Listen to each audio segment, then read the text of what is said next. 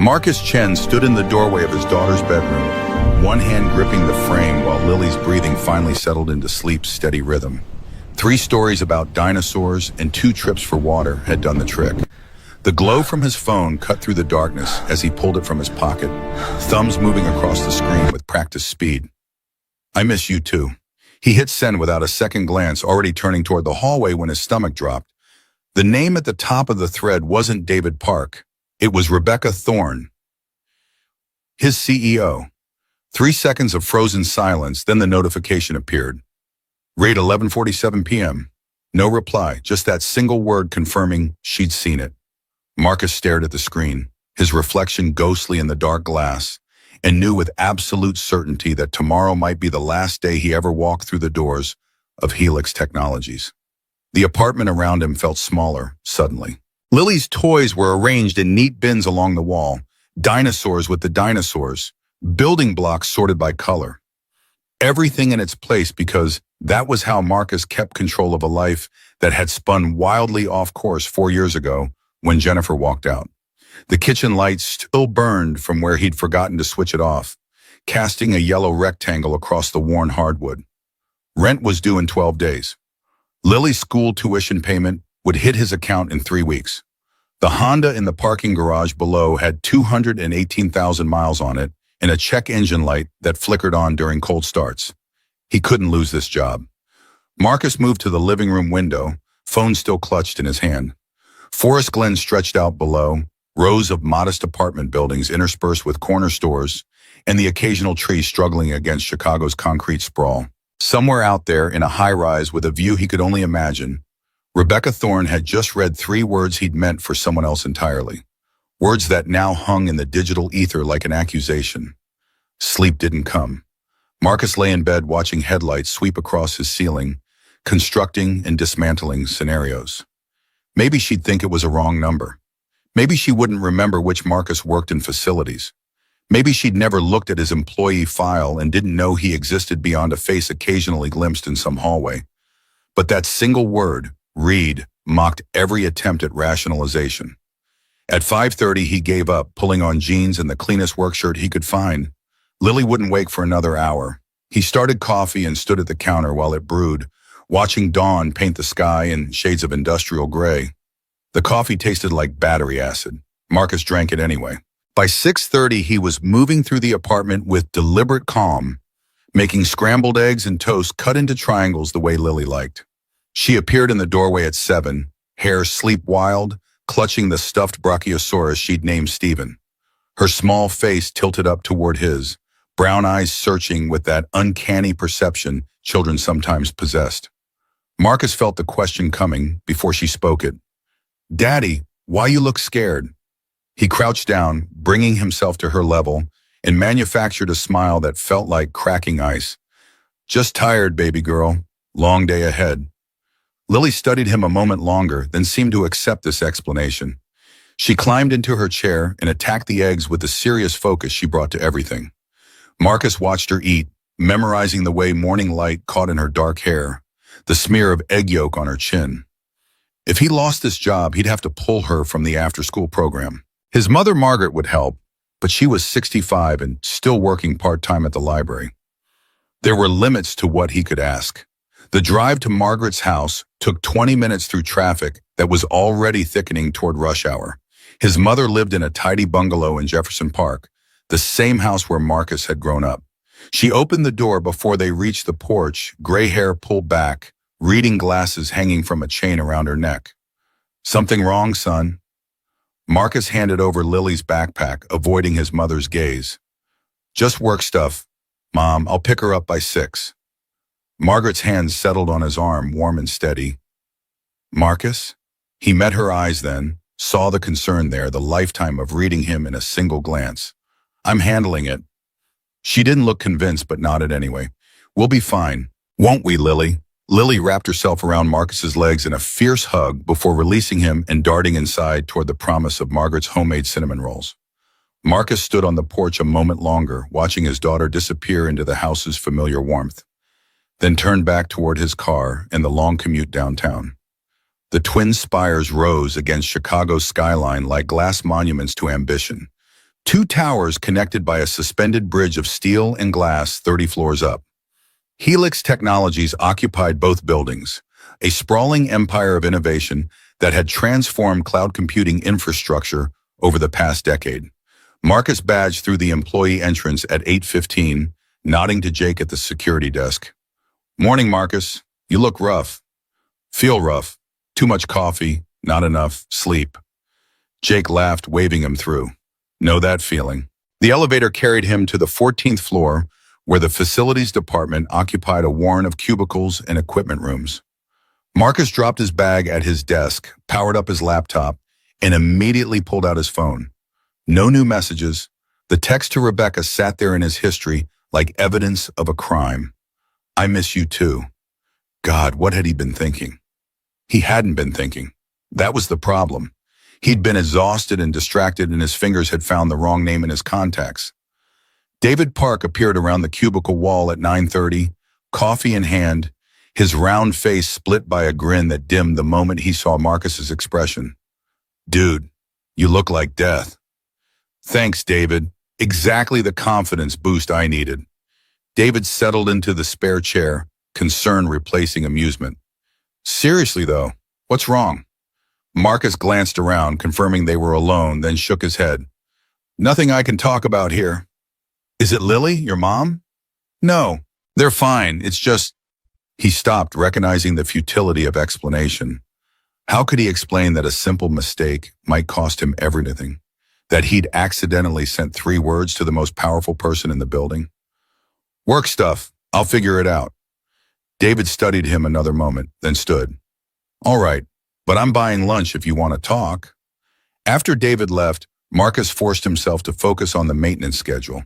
3 HVAC units needed inspection on the 22nd floor. There was a recurring issue with the electrical system on 18 that required documentation. Normal work, routine tasks. Except he checked his phone every 5 minutes and his hands shook whenever he tried to type. At 10:15, David reappeared, his expression strange. "Bro, you hear about the boss?" Marcus's stomach clenched. "What about her?"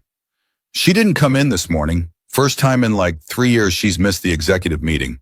David's voice dropped to a conspiratorial whisper. "People saying she left some board dinner early last night and nobody's seen her since." The floor seemed to tilt. Marcus gripped the edge of his desk, fighting down nausea. It was because of him. It had to be. Rebecca Thorne didn't take personal days. She was notorious for working through holidays, for being first in the building and last to leave. If she'd suddenly vanished, if she'd broken a pattern everyone recognized. "Marcus, you okay?" "Yeah, fine." The words came out strangled. "Just surprised, that's all." David lingered, clearly wanting to press further, but Marcus turned deliberately back to his laptop until his friend took the hint and retreated. Once alone, Marcus buried his face in his hands. This was worse than getting fired. This was having caused some kind of breakdown in a woman who'd built a billion-dollar company through sheer force of will. Whatever Rebecca Thorne was dealing with this morning, he'd triggered it with his careless mistake. The morning crawled past. Marcus went through the motions of work, responding to emails, checking systems, all while his phone remained stubbornly silent. By noon, he was wound so tight he could barely sit still. When his phone finally buzzed, he grabbed it so fast he nearly dropped it. Lily's face filled the screen, gap-toothed grin bright against the background of her after-school program. "Hi, Daddy. I made a turkey out of my hand today. Mrs. Patterson said it was the best one." Marcus felt something in his chest unclench slightly. "That's amazing, sweetheart. I can't wait to see it." Lily held up a construction paper bird, hand-traced and colored in enthusiastic if uneven crayon strokes. Pride radiated from her small face. Then her expression shifted, became more serious, and she tilted her head in that way that meant she was really looking at him. "Daddy, are you sad?" The question hit harder than it should have. He was supposed to be the strong one, the provider, the man who held everything together after Jennifer walked away. He couldn't afford to fall apart over a text message. Lily needed him stable, dependable, unshakable. "Just tired, baby girl. Long day at work." Lily nodded with a solemnity that seemed too old for 6. "When you're sad, you should eat ice cream. That's what Grandma says." Despite everything, Marcus laughed. Grandma's pretty smart. After they hung up, he stood in the empty hallway outside the facility's office, pressing one hand against his chest where anxiety had lodged itself like a stone. He had to hold it together. For Lily, for the life they'd built from the ruins of his marriage, for everything that depended on him staying employed and functional and present. But the silence from the 32nd floor was deafening. Every hour that passed without word felt like another nail in his coffin. The call came at 2:15. Marcus was elbow deep in a maintenance request form when his desk phone rang with an internal extension he didn't recognize. He stared at it for 3 rings before answering. "This is Marcus." "Mr. Chen." The voice was female, professionally crisp, unfamiliar. "This is Patricia, Miss Thorne's executive assistant. She'd like to see you in conference room A on the 32nd floor. Immediately, please." The line went dead before he could respond. Marcus sat frozen, phone receiver still pressed to his ear, mind racing. The executive level, where facilities staff only went when something was catastrophically broken or someone was about to be fired. He replaced the receiver with a hand that trembled slightly, then stood. His legs felt uncertain beneath him. The elevator ride lasted an eternity. Marcus watched the numbers climb, his reflection pale and distorted in the polished steel doors. When they opened onto the 32nd floor, the change was immediate and absolute. Thick carpet muffled his footsteps. Abstract art lined the walls, the kind that cost more than his annual salary. The air smelled faintly of expensive coffee and fresh flowers, a world away from the industrial functionality of the 14th floor. Patricia met him at the elevator, a severe woman in her mid-50s with silver hair pulled into a tight bun. She said nothing, simply gestured for him to follow. They walked past Rebecca's corner office with its glass walls revealing an empty desk and a view of Chicago's skyline that made Marcus's breath catch despite his anxiety. Conference room A sat at the end of the hall. Patricia opened the door, ushered him inside, and closed it behind him without a word. The room was empty. Floor-to-ceiling windows overlooked the city, gray clouds pressing low against the buildings. A long mahogany table dominated the space, surrounded by leather chairs that probably cost more than his monthly rent. Marcus stood near the door, uncertain whether to sit or stand or simply bolt for the exit. He pulled out his phone, desperate for any distraction, and that's when he saw it. A notification in his messages, timestamp 2:03 p.m. Conversation forwarded. His blood turned to ice. Somehow in his nervous fidgeting or his desperate checking of messages, he'd forwarded something.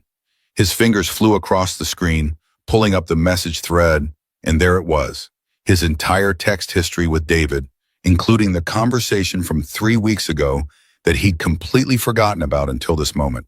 The words stared back at him from the screen, each one a separate nail in his professional coffin. David: "Dude, why do you always get quiet when Rebecca's name comes up?" Marcus: "I don't know, man. She's impressive, obviously brilliant, scary smart, but sometimes when I see her in the hallway late at night, she looks exhausted, like she's carrying this entire company on her shoulders alone. I know it's stupid, but part of me wishes I could just talk to her, not as employee and CEO, just as two people who both seem to understand what loneliness feels like. She built this empire, but I wonder if she has anyone to share it with." David: "Bro, you sound like you have a crush on your boss." Marcus: "It's not like that. I see someone who's trapped by their own success. And I've been there, different scale, but the same cage." Marcus sank into one of the leather chairs, his legs no longer able to support him. It wasn't just the misdirected "I miss you." Rebecca Thorne had now read every honest, vulnerable thought he'd ever expressed about her. Every observation he'd meant to keep private, every moment of empathy he'd never intended her to see. She knew he watched her, noticed her, thought about her loneliness and her exhaustion and her isolation. He was finished, not just fired, destroyed. The door swung open with enough force to make Marcus jump. Rebecca Thorne stood in the doorway, her dark hair damp from rain, her usually immaculate blazer spotted with water droplets. She must have just come in from outside, must have entered the building specifically for this meeting. Her expression was unreadable as she stepped into the room and let the door close softly behind her. Marcus scrambled to his feet, words tumbling out before he could stop them. Miss Thorne, I can explain. The messages were never meant to go to you. It was an accident, a technical glitch, or maybe I hit the wrong button, and I completely understand if you need to terminate my employment. I just want you to know that I never intended any disrespect, and I would never presume to. Rebecca held up one hand, and his flood of words stopped instantly. She studied him for a long moment, her green eyes searching his face with an intensity that made him feel completely exposed. When she spoke, her voice was quieter than he expected. Are you afraid of me, Marcus? The question caught him completely off guard. What? She took a step closer, her heels clicking against the hardwood floor at the edge of the carpet. Right now, in this moment. Are you afraid of me, or are you afraid of losing your job? Marcus swallowed hard, forcing himself to meet her gaze, even though every instinct screamed to look away. Both, honestly. Something flickered across her face, not anger, not the cold dismissal he had expected. Something that looked almost like recognition, like she understood exactly what he meant. She moved to the window, standing with her back to him as she looked out at the rain-streaked city below. I read what you wrote, all of it. Marcus closed his eyes, waiting for the axe to fall. And I have to admit, I wasn't sure how to respond. She turned to face him, and for the first time since he'd known her, which admittedly was only from a distance, only through glimpsed moments and overheard conversations, Rebecca Thorne looked uncertain, almost human. No one has ever described me as lonely before, at least not to my face or even behind my back as far as I know. Her arms crossed over her chest, a defensive gesture that seemed completely at odds with her usual commanding presence. Most people are too busy trying to impress me or avoid me to notice anything at all. The silence stretched between them, heavy with unspoken words. Marcus felt like he was standing on the edge of a cliff, unsure whether the next step would save him or send him plummeting. I shouldn't have written those things. His voice came out rough. It was unprofessional. I was just venting to a friend, and I never imagined. Rebecca shook her head slightly. Don't apologize for being honest. It's refreshing, even if the delivery was unconventional. She moved to one of the chairs and sat down, the gesture so unexpected that Marcus simply stared. She gestured to the chair across from her. Sit, please.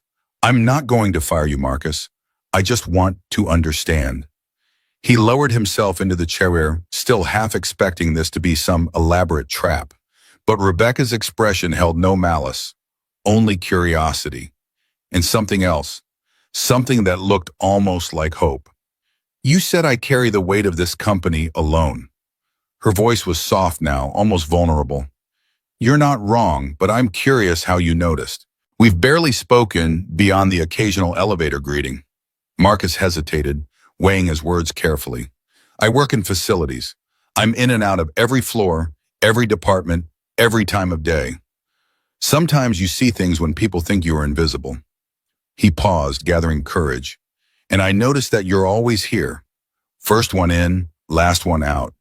You eat lunch at your desk when you eat it all. You never leave for holidays until everyone else has gone home first. His voice softened despite himself. I recognize it because I used to be the same way before Lily. Before I learned that working yourself to death doesn't actually fix anything. It just makes you good at being alone. Rebecca's carefully composed expression cracked just slightly. She looked away, her jaw tightening, and Marcus saw her swallow hard before speaking again. You have a daughter, Lily, right? The shift in subject surprised him. Yes, ma'am, she's 6. The best thing that ever happened to him. The corner of Rebecca's mouth lifted in what might have been a smile. I've seen her picture on your desk during the floor walkthroughs. She was quiet for a moment, and Marcus realized with a start that Rebecca had noticed him, had paid enough attention to remember details about his life. The thought should have been unsettling. Instead, it felt oddly intimate. I don't have children. Rebecca's voice was distant now, as if she were speaking to herself as much as to him. Never had time, never found the right person, and now, she trailed off, leaving the sentence unfinished, hanging in the air between them like a confession she couldn't quite bring herself to complete. Marcus shifted in his seat, uncertain how they had arrived at this moment of strange intimacy. Can I ask you something? Rebecca tilted her head, regarding him with those sharp green eyes. You've already told me I look lonely. I think we're past formalities. Despite everything, he almost smiled. Why am I here, really? You could have had HR handle this. You could have fired me through an email and never thought about it again. Why the personal meeting? The question hung in the air. Rebecca was silent for so long that Marcus began to think she wouldn't answer. Her fingers traced idle patterns on the arm of her chair, her gaze distant. When she finally spoke, her voice was barely above a whisper. Because you saw me. Not the CEO, not the title or the salary or the corner office. Me. She looked up, meeting his eyes with startling directness. And I wanted to know if you meant it, or if it was just empty words. The vulnerability in her voice, the raw honesty of the admission, hit Marcus like a physical blow. He held her gaze, feeling something shift in the space between them. Some fundamental recalibration of how they understood each other and themselves. I meant every word. Rebecca stood abruptly, smoothing her blazer with practiced efficiency. The moment of vulnerability had passed, replaced by her usual professional armor. I have a board call in 10 minutes. We should probably end this here. Marcus rose as well, recognizing a dismissal when he heard one. But as he reached for the door handle, Rebecca spoke again. Marcus, he turned back. She was standing by the window again, silhouetted against the gray sky. Thank you for saying what no one else would. He nodded once, unsure how to respond, then stepped out into the hallway and let the door close behind him. His heart pounded in a way that had nothing to do with fear and everything to do with the strange, unexpected connection that had just passed between them. He walked to the elevator in a daze, mind racing to process what had happened, what it meant, where it could possibly lead. The rain had stopped by the time Marcus reached the parking garage that evening. Lily would be at his mother's house until 7, which meant he had 2 hours to decompress before putting on his dad face again. He was halfway to his Honda when he heard a small voice echo through the concrete structure. Daddy! He spun around to see Lily running toward him, her backpack bouncing against her shoulders. Behind her, Margaret waved from her sedan. She insisted, his mother called out. Said she had to show you her turkey before it got wrinkled. Marcus knelt to catch Lily in his arms, burying his face in her hair, breathing in the scent of crayons and graham crackers that somehow always clung to her. I thought I was picking you up at Grandma's. Lily pulled back, her expression serious beyond her years. I missed you, Daddy. Those words, so simple, so pure, hit him in a way that made his chest tight. After the day he'd had, after the confusion and fear and strange intimacy of that conference room, his daughter's uncomplicated love felt like an anchor to something real and solid. I missed you too, baby girl. They were walking toward his car when Lily suddenly stopped, her attention caught by something behind him. Marcus turned to see Rebecca Thorne emerging from the elevator, car keys in hand. She was out of her usual business attire, wearing dark jeans and a cream-colored sweater that made her look younger, softer, more approachable than he'd ever seen her. She hadn't noticed them yet, her eyes fixed on her phone as she walked, and Marcus felt a sudden urge to grab Lily and flee before this encounter could happen. But it was too late. Lily's small voice cut through the parking garage's ambient hum. Daddy, is that the lady from your picture? Marcus's brow furrowed. What picture? Lily looked up at him with innocent eyes. The one on your computer at home. The news picture you saved. You said she was very important. Blood rushed to Marcus's face. He vaguely remembered saving an article about Helix's quarterly earnings months ago, Rebecca's professional headshot prominently featured at the top. He'd kept it as reference, nothing more, but he hadn't realized Lily had seen it or remembered. His 6-year-old daughter had just revealed that he'd saved a picture of his CEO on his personal computer. Before he could respond, before he could pull Lily away or manufacture some explanation, she broke free from his grip and walked directly toward Rebecca. Excuse me, lady. Rebecca looked up, startled to find a 6-year-old standing in front of her. Her eyes flicked to Marcus, who was frozen in mortified horror, then back to Lily. Hello there. Lily beamed up at her with the fearless confidence of childhood. You're the lady my daddy talks about, right? The one he says is really strong, but looks sad sometimes. The parking garage fell absolutely silent. Marcus wished the concrete floor would open up and swallow him whole. But Rebecca didn't look angry. She crouched down to Lily's level, bringing herself eye to eye with the little girl, and her expression held something Marcus couldn't quite name. "Your daddy said that about me?" Lily nodded enthusiastically. "Uh-huh. He says you're the most important person at his work, and that you work really, really hard, and that he wishes he could make you smile more." Rebecca's composure cracked completely. For a moment, just a brief, unguarded moment, she looked like she might cry.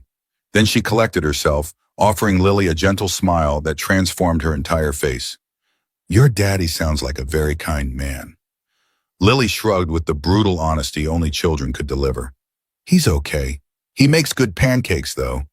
Marcus finally found his legs, closing the distance between them. "Lily, sweetie, we should let Miss Thorne get to her car. I'm sure she's very busy." Rebecca straightened, but her eyes stayed on Lily for another long moment before rising to meet Marcus's. "Actually, I'm not busy at all, for once." An awkward silence followed. The three of them stood in a loose triangle, the fluorescent lights humming overhead. Marcus with his hand on Lily's shoulder, Rebecca with her keys still dangling from her fingers, and Lily looking between them with the knowing expression of a child who understood far more than adults gave her credit for. "Well," Rebecca's voice carried a warmth Marcus had never heard before. "It was lovely to meet you, Lily." Lily waved with both hands. "Bye, sad lady. I hope you smile more." Rebecca laughed, a genuine sound that echoed through the parking garage and seemed to surprise her as much as it surprised Marcus. "I'll work on it." She glanced at Marcus one more time, something unspoken passing between them in that brief moment of eye contact, then turned and walked toward her car. Marcus stood there holding Lily's hand, watching Rebecca disappear into the shadows of the parking structure, feeling like the ground had shifted beneath him in ways he couldn't begin to articulate. That night, after Lily was asleep and the apartment was quiet, Marcus sat at his kitchen table with a beer he wasn't drinking, replaying the day's events in his mind. The accidental text, the forwarded conversation, the conference room meeting that had somehow become something else entirely, and then the parking garage, where his daughter had revealed truths he'd tried to keep hidden even from himself. His phone sat on the table, screen dark, silent. No new messages, nothing from Rebecca. But somehow Marcus knew with absolute certainty that something had changed. Whatever happened next, whatever consequences might still be coming, they'd passed some invisible threshold that afternoon. Two people who'd existed in separate worlds had collided, and the impact had left them both shaken in ways neither quite understood yet. Outside, Chicago settled into its nightly rhythm. Traffic sounds drifted up from the street. A siren wailed in the distance. Marcus picked up his phone, opened the message thread with David, and typed out a response he'd been avoiding all day. "Tomorrow, lunch, I'll explain everything." Then he set the phone down, finished his beer, and sat in the quiet darkness of his apartment, thinking about loneliness and connection, and the strange, terrifying possibility that maybe, just maybe, he wasn't the only person in this city who understood what it meant to be seen. 2 days passed without contact. Marcus threw himself into work orders and system diagnostics, trying to convince himself that the conference room conversation had been a fluke, a strange moment of connection that would fade into professional distance like morning fog under sunlight. He replaced filters on the 19th floor, recalibrated thermostats in the West Tower, documented every mundane task with meticulous attention because focusing on the concrete and practical kept his mind from wandering to places it had no business going. Thursday evening, an email appeared in his inbox at 5:17. The subject line read simply, "Personnel discussion." The message was briefer still. "My office, 8 p.m. tonight."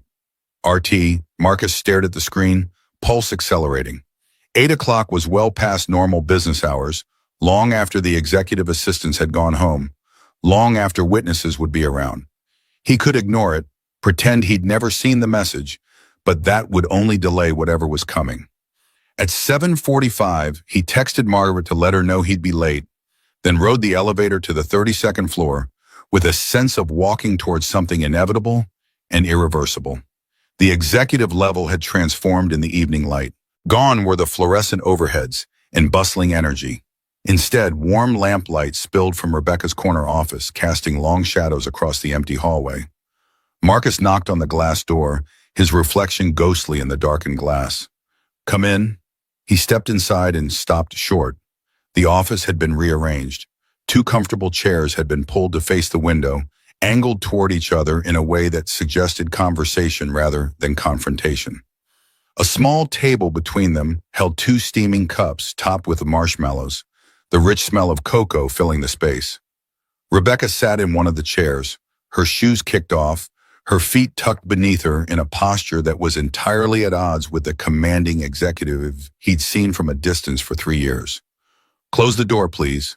Marcus did as she asked, moving cautiously toward the empty chair. The entire setup felt like stepping into someone's living room, rather than a corporate office, and the intimacy of it made him hyper-aware of every sound, the distant hum of the building's systems, the faint whistle of wind against the windows, his own breathing.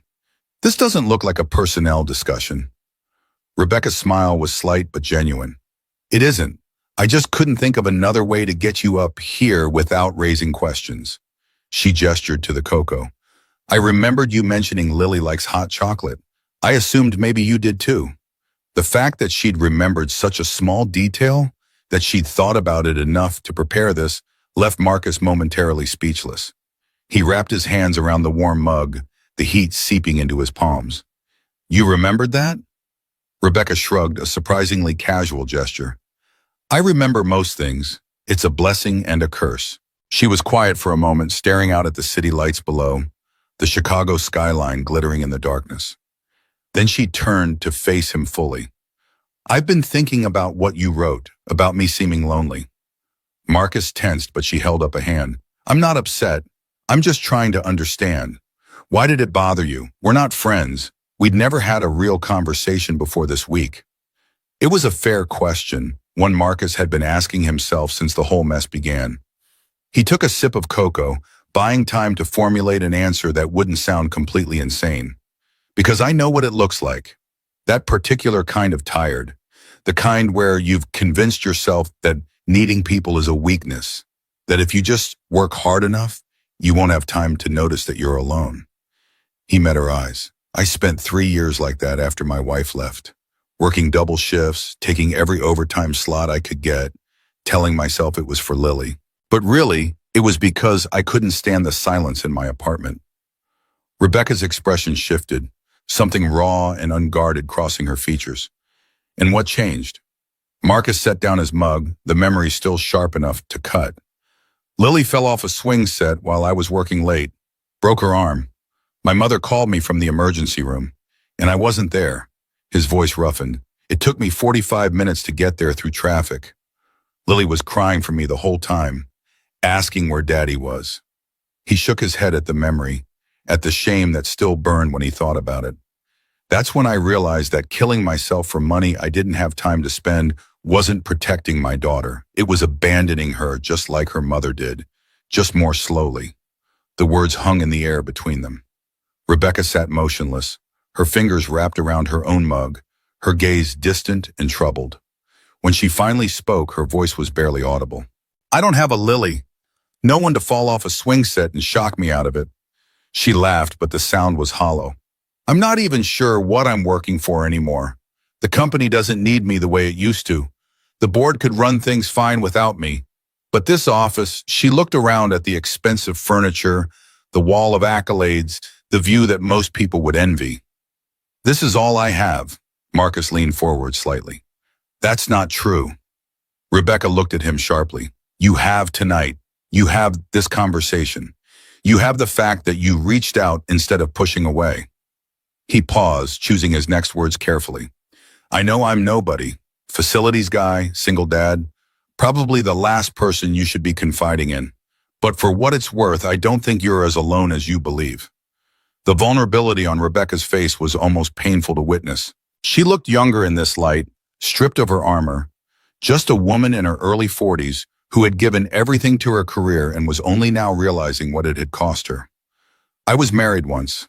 The words came out quietly, as if she were testing how they sounded spoken aloud. "It lasted 4 years. He said I loved the company more than him." She smiled bitterly.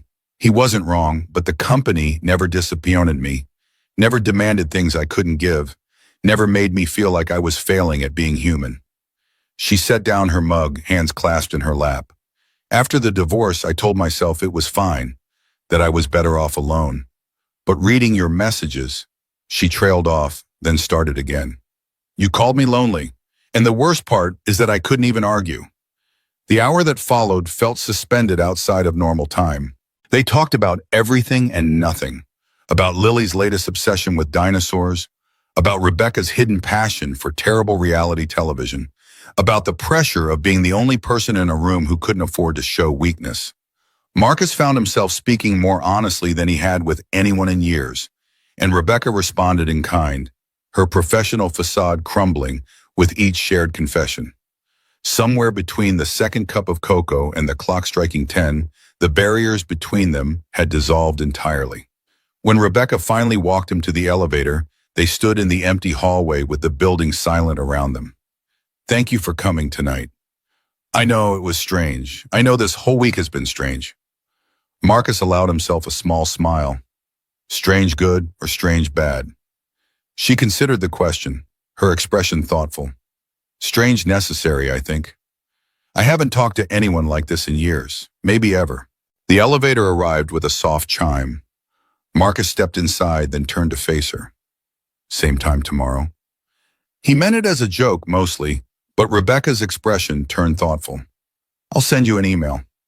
The doors closed between them, but Marcus knew with absolute certainty that the email would come.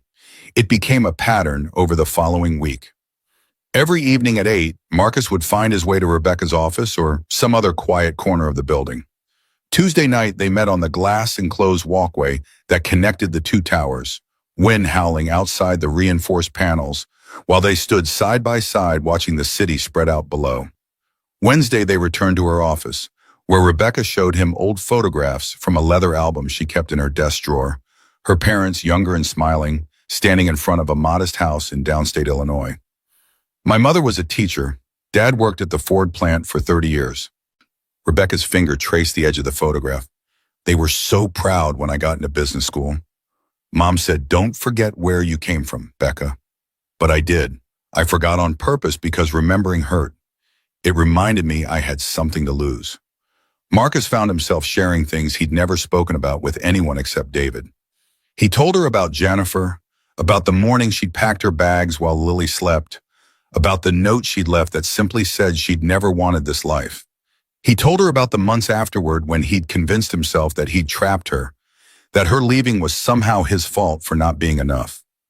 Rebecca listened without judgment, without offering empty platitudes or solutions. She simply heard him, and that act of witnessing felt more valuable than any advice could have been. Friday night found them back in her office, the city lights below creating a backdrop of scattered diamonds against black velvet. Rebecca poured them both wine from a bottle she'd been saving, she said, for some occasion that never seemed to arrive. They sat in comfortable silence for a while, the kind of quiet that felt like its own form of communication. When I sent that text to you by accident, Marcus stopped, gathering courage. The I miss you message. I wasn't just embarrassed afterward. I was angry at myself. Rebecca waited, giving him space to continue. Because part of me wished I'd meant to send it to you all along. 10 seconds of silence followed. Rebecca's breathing changed, her posture shifting almost imperceptibly. When she reached for his hand, the gesture felt both monumental and inevitable. No one has ever said they missed me, Marcus. Not my ex-husband, even when things were good. Not my parents before they died.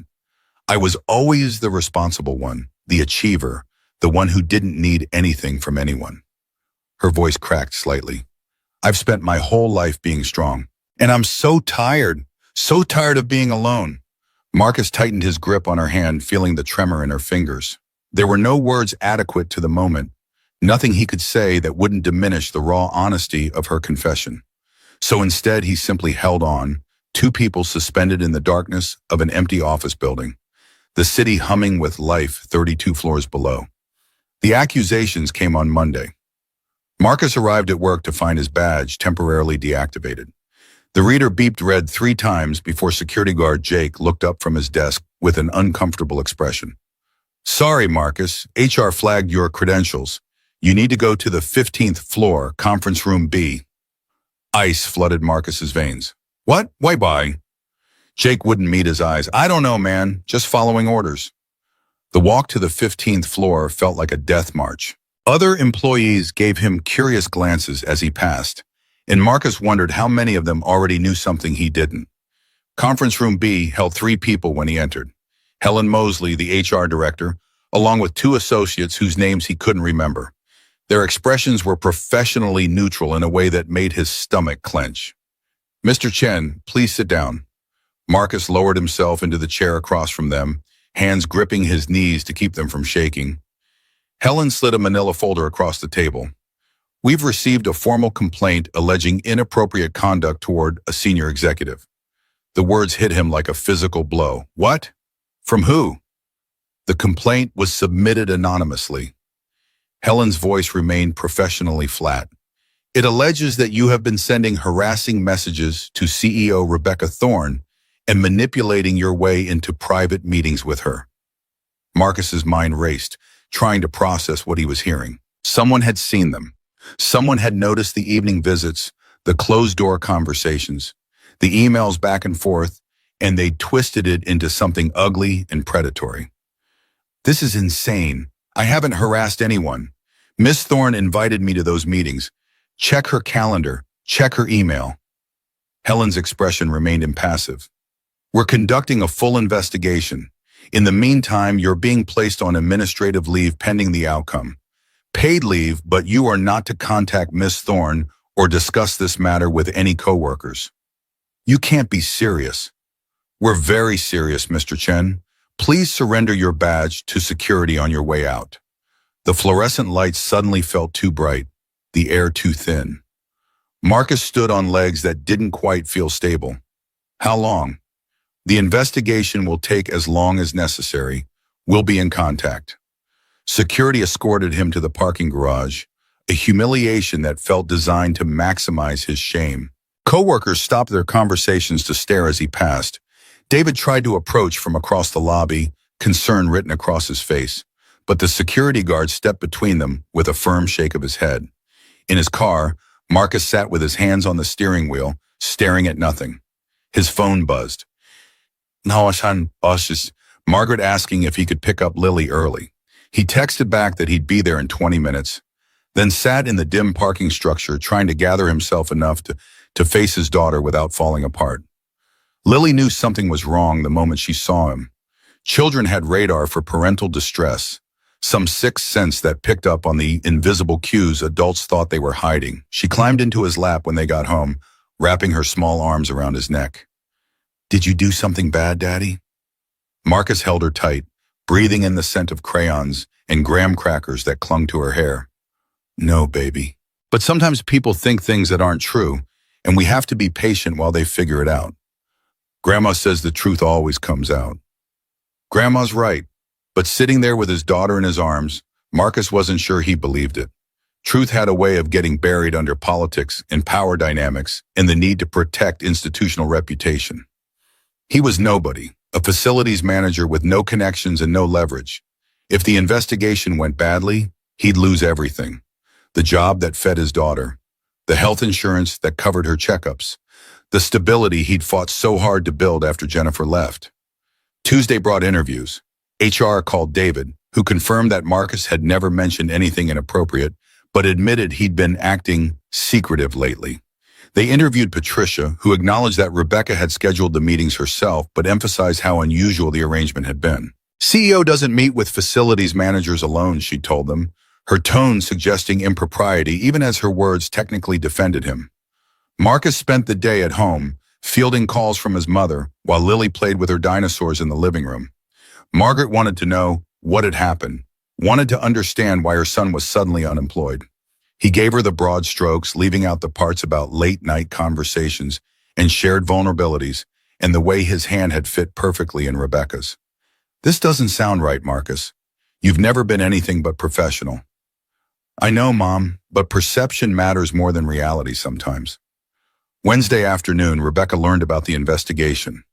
Patricia had tried to shield her from it initially, following protocol about maintaining the integrity of the inquiry, But by midday, the rumors had spread widely enough that keeping her in the dark became impossible. Patricia found Rebecca in her office reviewing quarterly projections, knocked twice and entered without waiting for permission. "We need to talk. There's a situation." Rebecca looked up, immediately reading the tension in her assistant's posture. "What kind of situation?" "Marcus Chen. There's been a complaint. Harassment allegations." The words took a moment to register. When they did, Rebecca's face went pale, then flushed with fury. "When did this start?" "Monday morning. I was told not to inform you immediately because you're named as the alleged victim, and they needed to establish facts before—" "I'm the victim?" Rebecca stood, her voice dropping to a dangerous quiet. "And no one thought to ask the alleged victim if any of this actually happened?" Patricia took a step back. "I'm just telling you what HR said, ma'am." Rebecca grabbed her phone, jaw clenched. "Get Helen Mosley on the line, now." The call lasted 3 minutes. Rebecca spent most of it listening, her expression growing colder with each passing second. When she finally spoke, her words were precise and lethal. "I'll be in your office in 15 minutes. Have the full file ready." She ended the call and looked at Patricia. "Cancel everything this afternoon. And I mean everything." 15 minutes later, Rebecca strode into Helen Mosley's office without knocking. Helen stood from behind her desk, clearly prepared for confrontation. But Rebecca's opening salvo gave her no time to establish control. "Why wasn't I informed immediately that someone filed a harassment complaint in my name? Protocol requires that we establish preliminary facts before involving principals who might be what? Lying? Covering up?" Rebecca's voice could have cut glass. "I'm the CEO of this company, Helen. More importantly, I'm supposedly the victim in this complaint. And nobody thought to ask me if Marcus Chen had done anything wrong." Helen gestured to a chair, but Rebecca remained standing, arms crossed. The complaint was anonymous. It alleged inappropriate contact, manipulation of access, use of his daughter to gain sympathy, all of which is complete fabrication. Rebecca leaned forward, palms flat on Helen's head. "I invited Marcus to those meetings, every single one. I initiated every conversation. If anyone manipulated access, it was me. Miss Thorne, I understand you may feel protective, but we have to investigate all claims thoroughly. Then investigate this claim. Whoever filed that complaint is lying. They're trying to destroy a good man because they don't like seeing me talk to someone below their arbitrary status threshold." Helen's expression shifted slightly, professional armor cracking. "You're saying there was no harassment?" "I'm saying Marcus Chen treated me with more respect and honesty than anyone else in this building. He saw me as a human being rather than a title.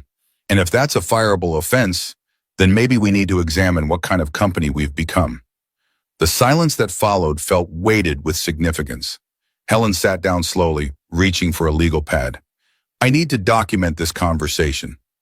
For the record, you're stating that Marcus Chen did not harass you in any way?" "Correct. And that you initiated contact?" "Yes. And there was no abuse of power or coercion." Rebecca's laugh was sharp.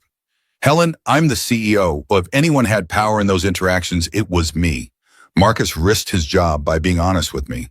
The least I can do is tell the truth about what happened." Helen made notes, her pen scratching across paper. "I'll need to present this to the investigation team. Given your statement, I can lift the administrative leave, but the inquiry will need to continue. You have 48 hours, and I want to know who filed that complaint. Anonymous complaints are meant to protect. I don't care what they're meant to protect. Someone tried to destroy an innocent man's livelihood and reputation.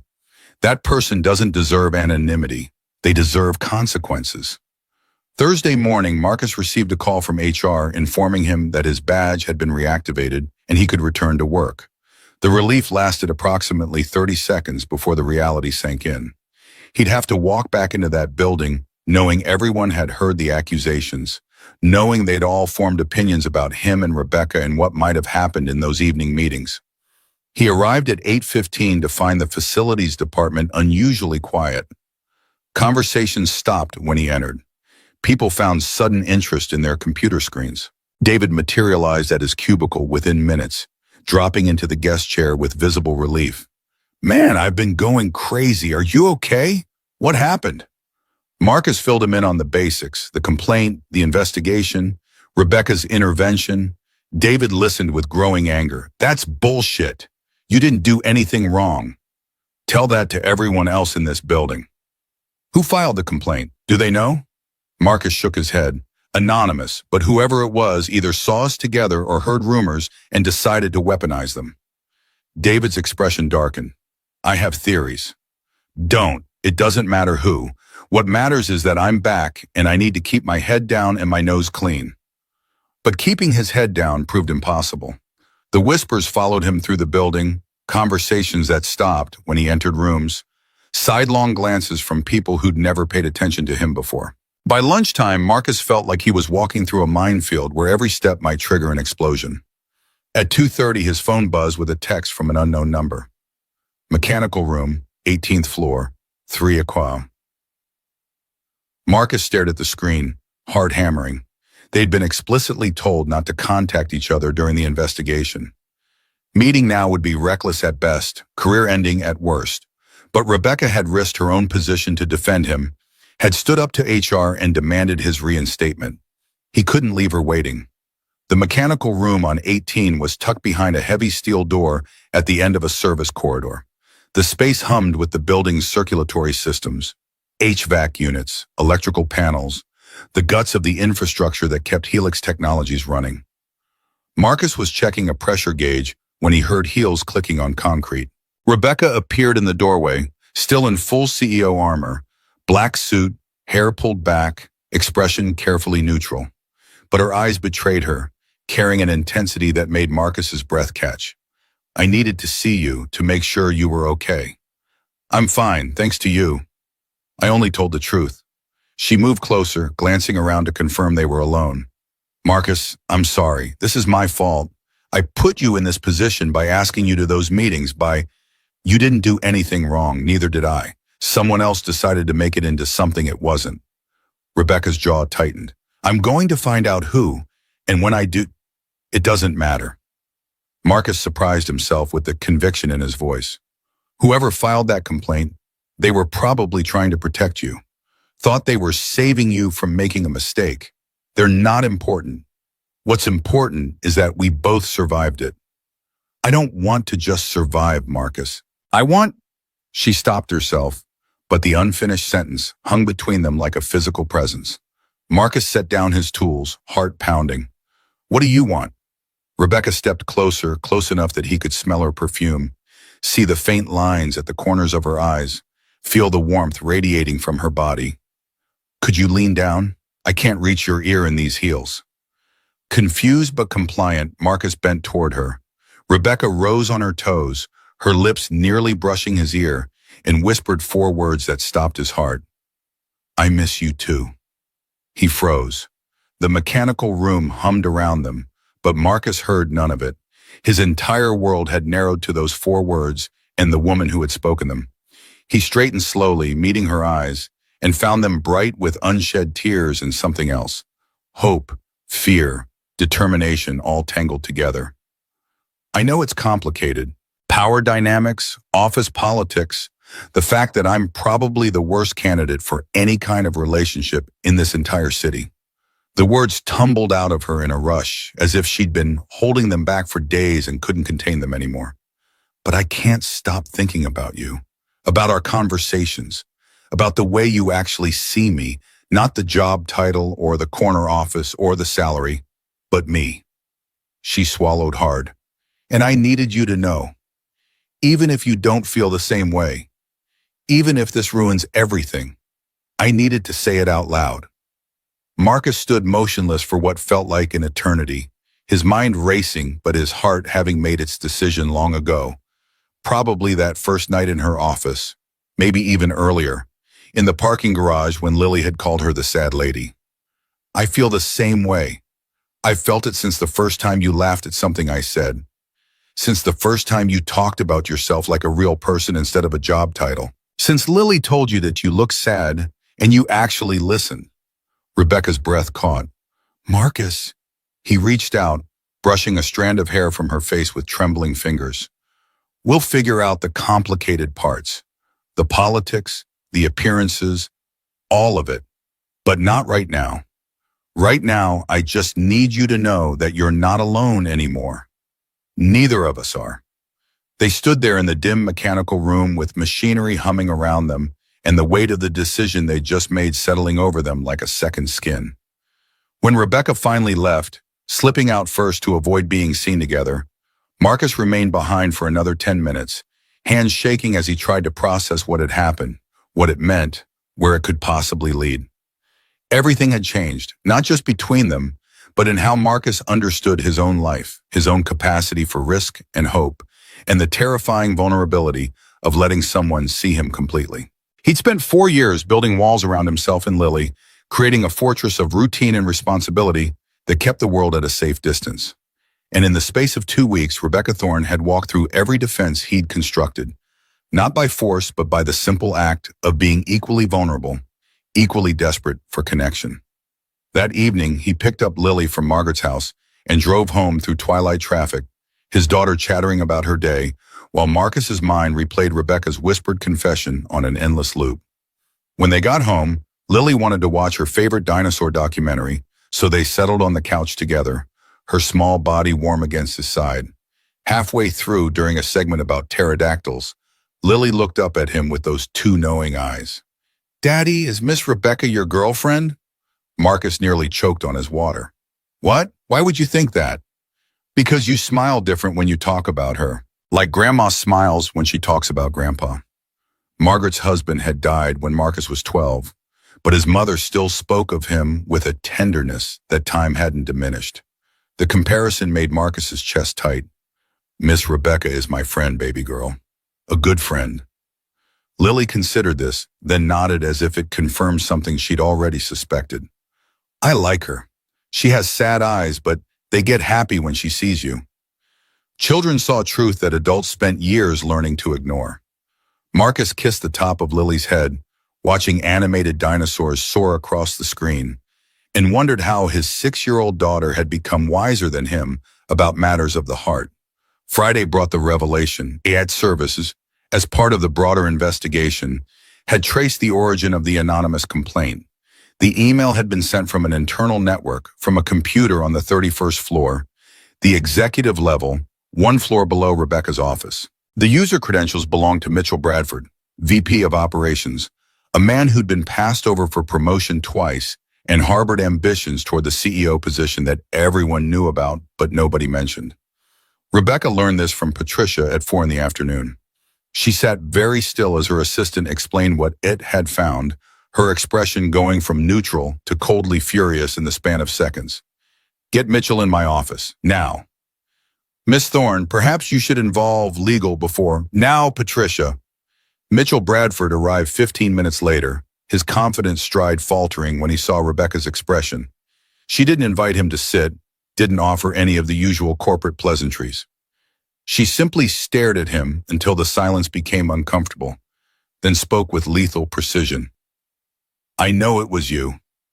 Mitchell's face went carefully blank. "I'm sorry, I don't know what you're referring to." "The harassment complaint against Marcus Chen. It traced it back to your computer. Your login credentials. Your IP address." Rebecca stood, walking around her desk to face him directly. "You filed a false report accusing an innocent man of harassment because you saw an opportunity to undermine me." Mitchell's mask slipped slightly, a flash of something ugly crossing his features. "Rebecca, think about what you're doing. Dating a maintenance worker, the board will lose confidence. I was protecting the company's reputation, protecting your position. You were protecting your ambition." Rebecca's voice dropped to barely above a whisper, which somehow made it more menacing.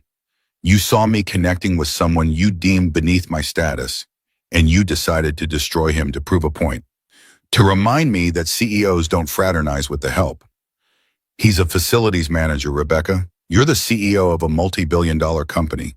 People are talking. The optics are terrible. Marcus Chen is worth 10 of you. He's honest, hardworking, and he sees people as human beings rather than rungs on a career ladder." Rebecca picked up her phone. "Clean out your desk. You're terminated, effective immediately." Mitchell's composure cracked. "You can't fire me over this. The board won't support you. They'll side with me when they understand I was trying to protect the company from scandal.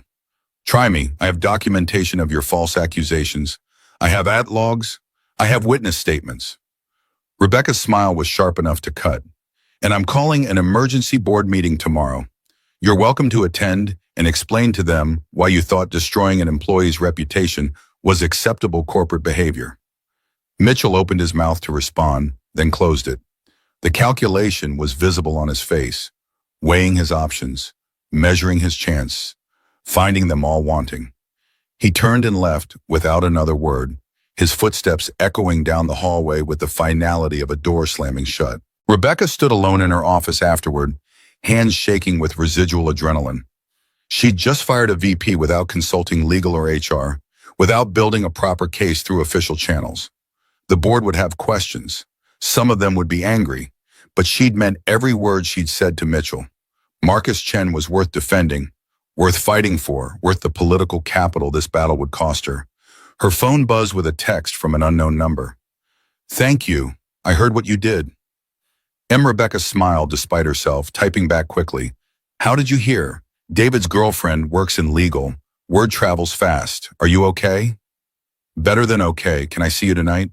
Rebecca glanced at her calendar, at the stack of work waiting for her attention, at all the reasons saying yes was complicated and potentially reckless. Then she thought about Marcus's hand in hers, about the way he looked at her like she was a person rather than a position, about Lily calling her the sad lady and being absolutely right. "My place. 8 o'clock. I'll send you the address." She sent the text before she could second-guess herself, then sat down and began drafting talking points for tomorrow's board meeting. Whatever happened next, whatever consequences came from standing up to Mitchell and defending Marcus, she would face them head-on. For the first time in 6 years, she had something worth fighting for beyond quarterly earnings and market share. And that, Rebecca realized, made all the difference. Rebecca's apartment occupied the 42nd floor of a converted warehouse building in River North, all exposed brick and floor-to-ceiling windows overlooking the Chicago River. Marcus stood in the lobby at 7:55, acutely aware that he was wearing his best jeans and a button-down shirt that suddenly felt inadequate for the neighborhood's obvious wealth. The doorman had called up to announce him with a deference that made Marcus uncomfortable. And now he rode the elevator alone, watching the numbers climb while his pulse did the same. The doors opened directly into her apartment, a private elevator, because of course it was.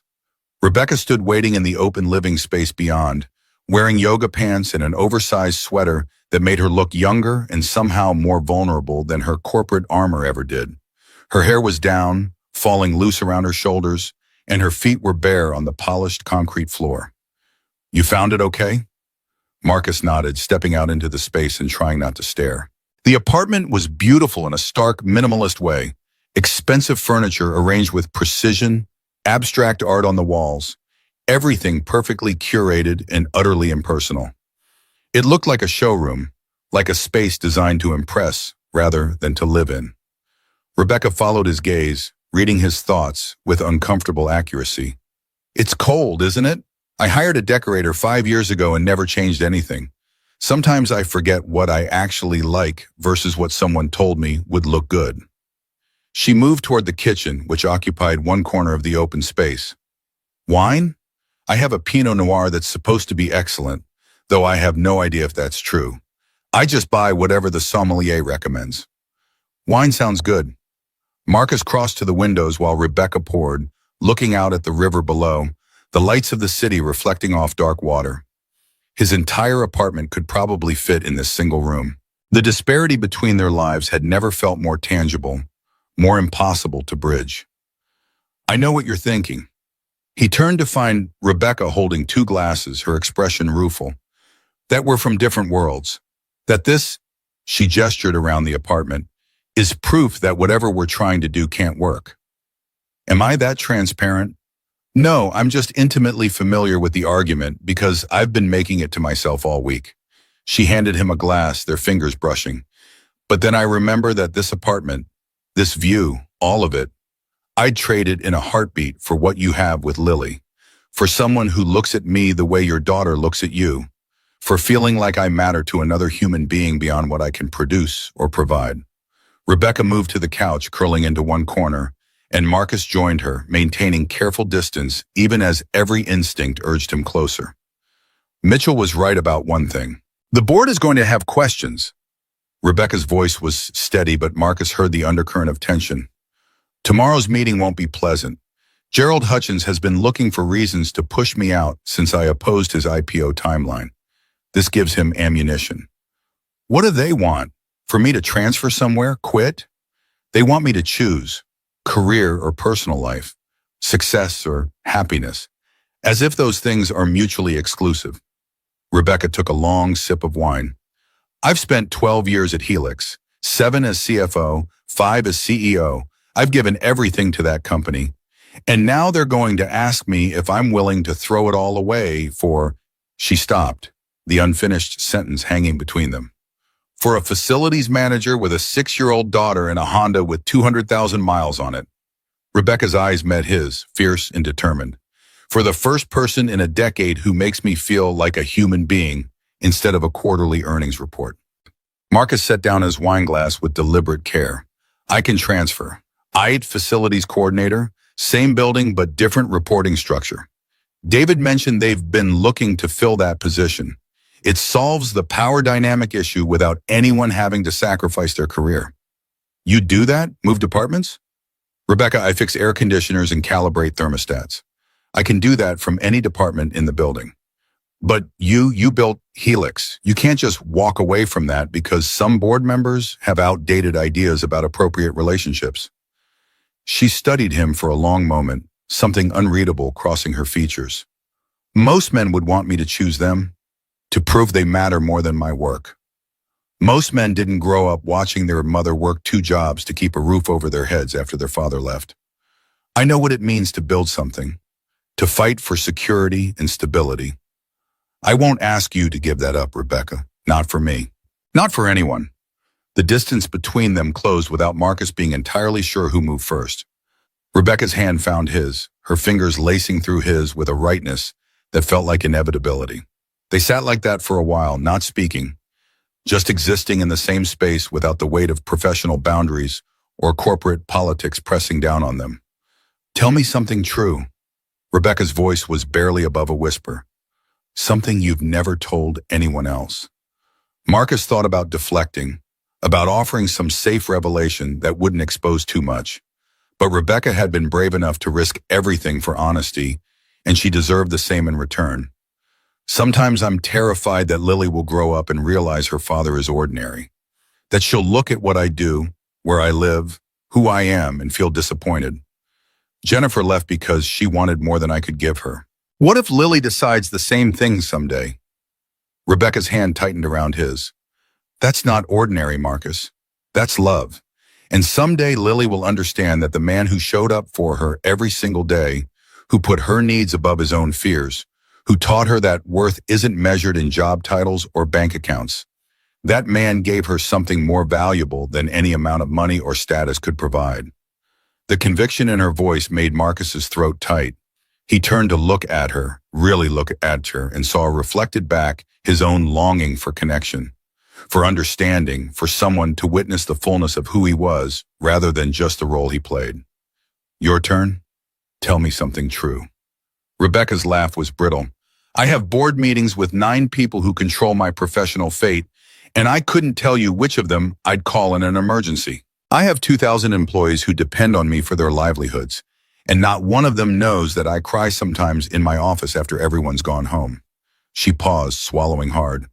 I'm 42 years old, and the last time someone hugged me, really hugged me, not the corporate half embrace at networking events, was 3 years ago at my mother's funeral. Marcus didn't hesitate. He pulled her into his arms, feeling her stiffen briefly before melting against him, her face pressed into his shoulder. She didn't cry, but her breathing hitched in a way that suggested tears being forcibly held back. They stayed like that for long minutes, Rebecca's body warm against his, the city lights glittering beyond the windows. When she finally pulled back, her eyes were bright but dry, her professional armor reasserting itself even as she remained in the circle of his arms. The board meets at 9 tomorrow. Whatever happens, whatever they decide. Thank you for tonight, for making me feel less alone. Marcus wanted to argue, to insist that this was just the beginning rather than a premature goodbye. But he recognized the fear in her voice. The lifetime of learning that good things didn't last, that vulnerability led to pain. So instead, he simply held her until the clock struck midnight and the day ahead loomed with all its uncertainties and potential consequences. The emergency board meeting convened in the conference room on the 35th floor. 9 people arranged around a table designed to seat 20. Rebecca sat at the head, her expression carefully neutral as Gerald Hutchins opened with barely veiled hostility. "Rebecca, we need to address the situation with the facilities manager. The harassment complaint, the investigation, your personal involvement, it's created exactly the kind of distraction this company can't afford." There was no harassment. The complaint was false, filed by Mitchell Bradford as a means of undermining my authority. Mitchell has been terminated for cause. Gerald's eyebrows rose. "You fired a VP without consulting this board?" "I fired an employee who filed false accusations in an attempt to damage another employee's reputation. That's within my authority as CEO. If you'd like to challenge that decision, we can review the documentation." Sarah Kim, the only board member who'd consistently supported Rebecca, leaned forward. "I'd like to see that documentation. False harassment claims are serious." Rebecca distributed folders containing IT logs, witness statements, and a timeline of events. The board members read in silence, Gerald's expression growing progressively darker. "Fine. Mitchell acted inappropriately, but that doesn't address the underlying issue." Gerald closed the folder with audible force. "You've been meeting privately with a subordinate employee. That creates liability, Rebecca. Perception problems, questions about judgment. Marcus Chen is moving to a different department, IT Facilities Coordinator, reporting directly to Thomas Wu. There will be no power dynamic or reporting relationship." "That's not enough," Gerald's voice hardened.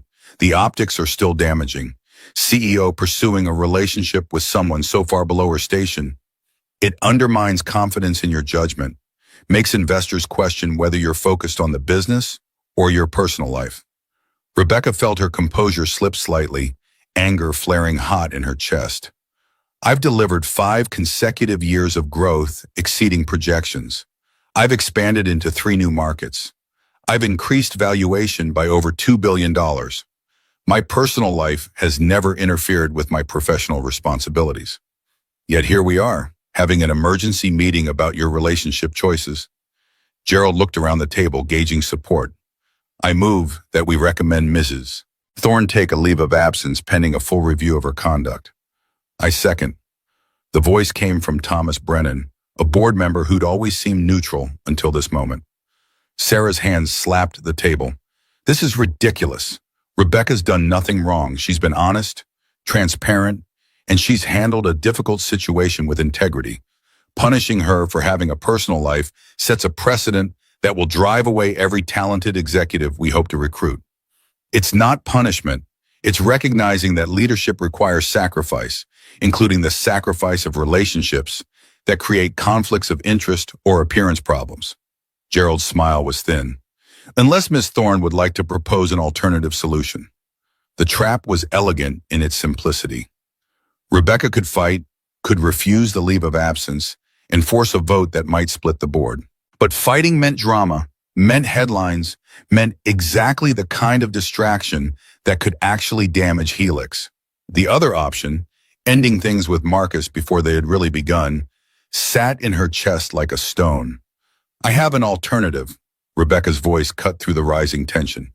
"I call an all-company meeting Monday morning. I explain the situation transparently to all employees, and I let them decide whether my personal life affects my ability to lead effectively." The board member stared at her. Gerald recovered first, his expression shifting from satisfaction to wariness. "You want to air this publicly?" "I want to stop pretending that executives aren't human beings with lives and feelings and relationships. I want to acknowledge that I've found someone who matters to me and that this doesn't diminish my commitment to Helix. And yes, I want to let the people who actually work with me every day weigh in on whether my judgment has been compromised." "That's unprecedented."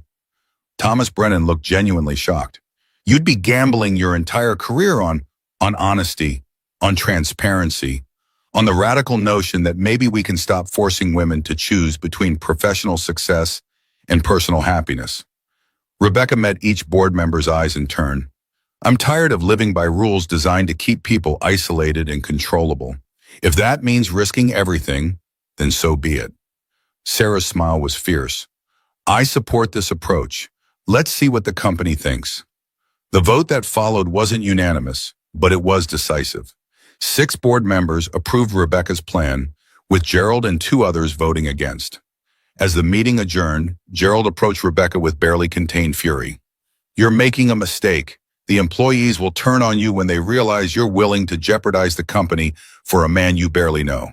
Or they'll recognize that I'm finally being authentic about who I am and what I value. Either way, it's my risk to take. Gerald's parting shot was delivered with venomous precision. Just remember, when this blows up in your face that you chose him over your life's work, I hope he's worth it. After he left, Sarah lingered. That took courage. Probably also insanity, but definitely courage. Did I just commit career suicide? Maybe, or maybe you just reminded everyone that CEOs are people too. Sarah squeezed Rebecca's shoulder. Either way, I'll be there Monday morning. Rebecca left the building through the parking garage, needing air and distance before she could face her office again. She found Marcus waiting by her car, leaning against the concrete pillar, and the relief that flooded through her at the sight of him was almost overwhelming. You heard? David's girlfriend strikes again. Rebecca, you didn't have to do that. Risk everything for... Yes, I did. She closed the distance between them, not caring who might see. Because you were right when you said we'd figure out the complicated parts. But I'm not willing to figure them out by hiding or pretending this doesn't matter. It matters, Marcus. You matter. And I'm done apologizing for that. Marcus pulled her into his arms, and Rebecca let herself lean into him, drawing strength from his solid presence. They stood like that in the dim parking garage, 2 people who had found each other against all odds and logic, holding on while the world shifted around them. Monday morning arrived with the weight of an execution. The company auditorium filled slowly, 2,000 employees trickling in with curious expressions and whispered speculation. Video links connected remote offices in 3 cities. Marcus watched from the back row, David beside him, both of them tense with anticipation. Rebecca took the stage at precisely 10 o'clock, no notes in hand, just her and a microphone, and the full attention of everyone who worked for Helix Technologies. She looked smaller somehow, without a podium to hide behind, more human and more vulnerable than Marcus had ever seen her in a professional context. I've been your CEO for 5 years. Before that, I served as CFO for 7 years. In that time, we've grown from a $200 million company to a valuation of $2.3 billion. We've expanded to 12 cities, hired 1,500 new employees, and revolutionized how businesses approach cloud infrastructure. Her voice carried across the silent auditorium. And in those 12 years, I lost myself. I worked until midnight every night. I ate lunch alone at my desk. I came in on holidays and weekends. I told myself this was dedication, was leadership, was what success required. Rebecca paused, and Marcus saw her hands tremble slightly before she steadied them. But really, I was just scared. Scared of being human, of needing people, of admitting that maybe building an empire wasn't enough to make me happy. Murmurs rippled through the audience. This was not the Rebecca Thorne they knew, the Ice Queen CEO who ran board meetings with ruthless efficiency and never showed weakness. 4 weeks ago, I received an accidental text message from Marcus Chen, our facilities manager. That message led to conversations. Those conversations led to friendship. And that friendship became something more. She gestured toward the back of the room, and 2,000 heads turned to look at Marcus, who felt his face flush hot with sudden attention. Someone filed a false harassment complaint to destroy what Marcus and I were building, and that person has been terminated. But the incident raised questions about judgment, about propriety, about whether a CEO can have a personal life that includes someone who doesn't fit conventional expectations of status or power. Rebecca's voice strengthened. The board gave me a choice: take a leave of absence or prove that my personal happiness doesn't compromise my professional effectiveness. So I'm asking you, all of you who work with me, who see me every day, who know what kind of leader I am. Does the fact that I've found someone who makes me happy affect my ability to do this job?" Silence followed, heavy and expectant. Then Patricia stood up from the front row, and the shock of seeing the executive assistant on her feet rippled through the room. In 8 years working for Ms. Thorne, I've never seen her this engaged with staff. She knows people's names now. She asks about their families. She's more present, more connected, more human. Patricia's voice carried clearly. Whatever she's doing differently, it's working. She's a better leader now than she was 6 months ago. David jumped to his feet in the back row. Marcus Chen is the best man I know. He's honest, hardworking, and he treats everyone with respect regardless of their position. If he and Ms. Thorne found something real together, that's worth celebrating, not condemning. More people stood: a software engineer from the 15th floor, an HR associate who'd worked on the investigation, a project manager who'd been with Helix since the beginning. One by one, employees rose to their feet, applause starting slowly and then building into a wave that filled the auditorium with sound. Marcus found himself standing too, tears pricking his eyes as he watched Rebecca's professional armor crack completely, watched her press one hand to her mouth as the ovation continued. She looked for him across the crowd, their eyes meeting, and the gratitude in her expression made his chest tight. When the applause finally faded, Rebecca's voice was thick with emotion. "Thank you, all of you. I don't know what happens next, but I know I'm not going to hide anymore. Not from who I am, not from what I need, and not from the possibility that maybe we can all be a little more human in how we treat each other." She left the stage to another wave of applause, but instead of exiting through the back where executives usually departed, she walked straight down the center aisle toward Marcus. The symbolism wasn't lost on anyone. The CEO crossing the distance that separated her from the man who'd changed everything, meeting him in the middle ground where their different worlds intersected. Marcus met her halfway, aware of thousands of eyes watching, no longer caring. When Rebecca reached him, she didn't offer a corporate handshake or maintain professional distance. She simply took his hand, lacing their fingers together, and spoke quietly enough that only he could hear. "Whatever happens now, we face it together." Together. Marcus squeezed her hand, feeling the tremor in her fingers, knowing his own hands were equally unsteady. Though for the record, that was either the bravest or most reckless thing I've ever witnessed. Probably both. Rebecca's smile was shaky but genuine. "I have about 6 board members who want my head, several major investors questioning my sanity, and absolutely no plan for what comes next. But I also have this." She lifted their joined hands. "And right now, that feels more valuable than any amount of corporate approval." The crowd began dispersing, employees returning to their desks with animated conversations and backward glances. David approached with his characteristic grin, though Marcus could see the concern beneath it. "Well, you two certainly know how to make things interesting. The Slack channels are melting down. HR is probably having a collective aneurysm. And I'm pretty sure I just watched corporate history being made."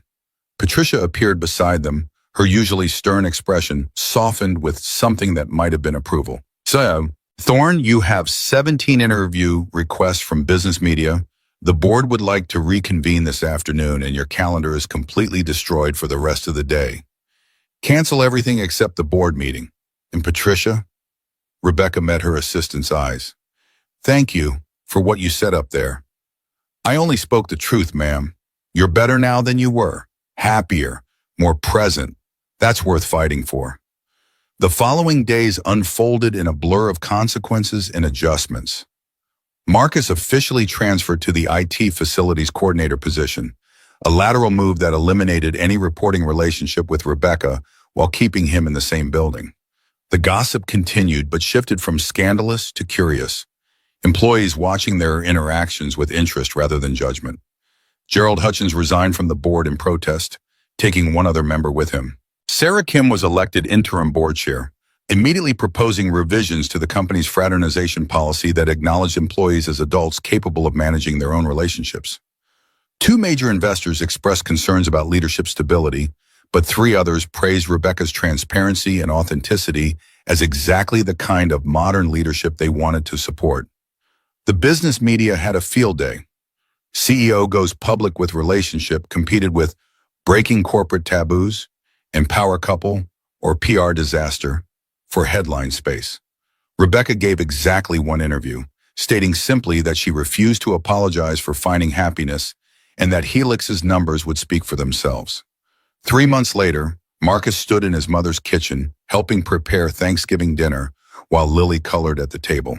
Margaret worked beside him, seasoning the turkey with practiced efficiency, but he could feel her sideways glances, sense the questions she'd been holding back. So, Rebecca, what, Mom? Is it serious? What you two have?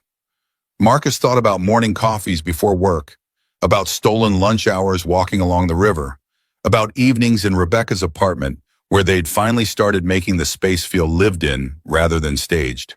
He thought about the way Lily had taken to calling her Miss Rebecca without prompting, about how Rebecca had shown up to Lily's school play without being asked and sat in the audience looking more nervous than any 6-year-old's performance warranted. Yeah, Mom, it's serious. Margaret nodded, satisfied. Good. She makes you smile again. Really smile, not that fake thing you've been doing since Jennifer left. Is it that obvious? To your mother? Always. She paused in her seasoning, turning to face him fully. You deserve this, Marcus. Happiness, love, someone who sees you for who you are. Don't let fear or pride or what other people think talk you out of it. The doorbell rang before Marcus could respond. He went to answer it, finding Rebecca on the porch holding a bakery box and looking uncharacteristically nervous. I know I'm early. I can wait in the car if... Get in here before you freeze. Marcus pulled her inside, taking the box and kissing her forehead in one smooth motion. What did you bring? Pumpkin pie. The bakery assured me it's excellent, though I have no basis for comparison. I've never actually made Thanksgiving dinner before. Lily came running from the kitchen, crashing into Rebecca's legs with enthusiastic force. Miss Rebecca, you came. Did you know turkeys can't really fly even though they have wings? I learned that at school. Rebecca crouched down, bringing herself to Lily's eye level with the ease of someone who'd been practicing. I did not know that. Tell me more about these flightless turkeys. Marcus watched them together, his daughter chattering about avian biology with 6-year-old authority, Rebecca listening with genuine interest and asking follow-up questions that made Lily glow with importance. Margaret appeared in the kitchen doorway, flour on her hands, and caught his eye with a knowing smile. Dinner was chaotic in the way family gatherings always were. Too much food, overlapping conversations, Lily's detailed explanation of her latest school project that somehow took 20 minutes to describe. Rebecca fit into the chaos like she'd always been there, helping Margaret with dishes while Marcus got Lily ready for bed, asking about family recipes and laughing at stories from Marcus's childhood. Later, after Lily was asleep and Margaret had retired to her room, Marcus and Rebecca sat on the porch wrapped in blankets against the November cold. The neighborhood was quiet, houses lit from within, the occasional car passing on the street. Thank you for inviting me today. Rebecca's voice was soft. I haven't had a real Thanksgiving in years. Usually I just work through it. You're welcome here anytime. Lily's already planning your Christmas attendance. Fair warning. Something about helping decorate cookies. Rebecca laughed, the sound warm in the cold air. I'd like that, all of it. The cookies, the chaos, being part of something bigger than quarterly earnings and board meetings. Marcus pulled her closer, feeling her settle against his side. You know people are going to keep talking. Keep questioning whether this makes sense, whether we make sense. Let them talk. I spent too many years worrying about perception, about maintaining perfect control over how people saw me. Rebecca tilted her head back to look at the stars barely visible through Chicago's light pollution. You taught me that being seen, really seen, flaws and fears and all, is worth more than any carefully constructed image. I didn't teach you that. You already knew it. You just needed permission to admit it. Maybe, or maybe we both needed someone brave enough to send an accidental text message and honest enough to follow through on what it revealed. They sat in comfortable silence, watching their breath form clouds in the cold air. Marcus thought about the journey that had brought them here, from that panicked moment in Lily's doorway to this quiet contentment on his mother's porch. It hadn't been easy or straightforward. There had been investigations and accusations, Board meetings and public declarations. Countless moments of doubt and fear. But underneath all the complications ran a simple truth. Two lonely people had found each other, had chosen to be brave enough to reach across the distance that separated their worlds, had decided that connection mattered more than convention. I love you. The words slipped out before Marcus could second-guess them, carried on a cloud of frozen breath. Rebecca went very still beside him. Then she turned, her eyes searching his face in the porch light, and her smile was like sunrise. I love you too. I've wanted to say it for weeks, but I kept waiting for the right moment, the perfect timing. She laughed at herself, as if love follows corporate protocols and scheduled announcements. Marcus kissed her, tasting her smile, feeling her cold nose against his cheek. When they pulled apart, Rebecca was crying, not sad tears, but the kind that came from relief, from finally admitting something that had been building for months. Lily asked me yesterday if you were going to be her new mom. Rebecca's breath hitched. What did you tell her? That it was too early to know for sure, but that I hope so, that you made both of us happy, and that was what mattered. Marcus brushed a tear from her cheek. Was that okay? I know we haven't talked about. It was perfect. Rebecca's voice broke. Ask me again in 6 months and I'll probably say yes. To being Lily's mom? To all of it? The cookies and the kiss and the life you're building? To being part of something real instead of just professionally successful? She pressed her forehead against his. To choosing happiness over reputation and love over loneliness. They stayed on the porch until the cold became unbearable, then moved inside to the couch where they'd sat earlier with Lily and Margaret. Rebecca curled against Marcus's chest, his arms wrapped around her, both of them drifting in that space between waking and sleep where the future felt full of possibility rather than danger. 6 months later, winter giving way to spring, Marcus stood in Rebecca's apartment, their apartment now, since he'd moved in 3 weeks ago with Lily's enthusiastic approval. He was making dinner while Rebecca worked late at the office and Lily sat at the counter doing homework with frequent interruptions to ask questions about fractions.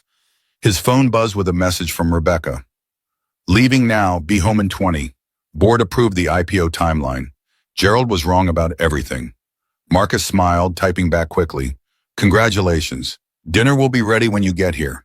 Lily made you a card. Can't wait to see it. Love you. Love you too. He pocketed his phone and returned to chopping vegetables, listening to Lily explain her math problem with the kind of convoluted logic that somehow always arrived at the correct answer. The apartment around them had changed in the months since Marcus moved in. Photos on the walls now, Lily's artwork covering the refrigerator, shoes by the door that belonged to all three of them. It looked lived in, loved in, real in a way it never had when Rebecca occupied it alone. The elevator chimed, announcing Rebecca's arrival. Lily jumped down from her stool and ran to meet her, and Marcus heard their greeting from the kitchen. Rebecca's tired laugh, Lily's excited chatter about the card she'd made, the rustle of Rebecca's coat being hung up. When Rebecca appeared in the kitchen doorway, she looked exhausted but content, her eyes finding Marcus's across the space with the kind of recognition that came from truly knowing another person. She crossed to him, wrapped her arms around his waist from behind, and pressed her face into his shoulder. Long day? Very long day, but worth it. She squeezed him tighter. Coming home to this makes everything else manageable.